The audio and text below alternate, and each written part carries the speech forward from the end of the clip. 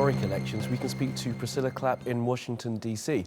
Mrs. Clapp is a senior advisor at the United States Institute of Peace. Mrs. Clapp, thank you very much for joining us today. In your opinion, are these elections going to be really free?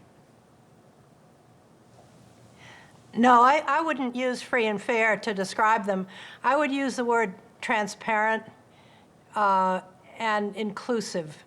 They're very different from previous elections, which were not transparent.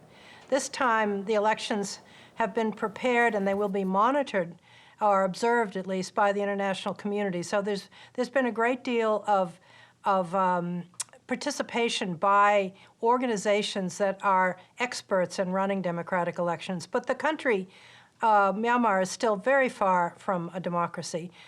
They are making an effort. They're making a true effort this time. There are many irregularities, as Aung San Suu Kyi has pointed out, but it's a very poor and underdeveloped country. Now, the lady Aung San Suu Kyi can't be president according to the constitution, but even if her party wins, but she's already said that she would be higher than the president if she gets the most votes. Is that possible?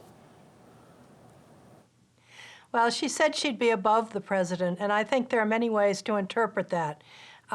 If her party wins a landslide and they become the dominant party in the parliament, that is a large majority. You have to remember that 25% of the members of the parliament are uniformed military who are appointed. So her party would have to win a very, very large number of the seats in order to overcome the military vote in the parliament. But if they can, then they're in a position to elect the next president.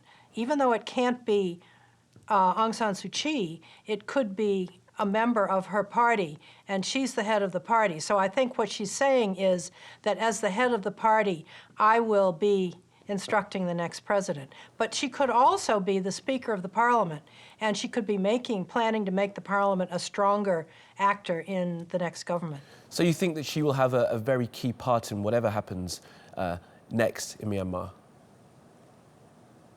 Yes, I do, and I think that's a very good sign.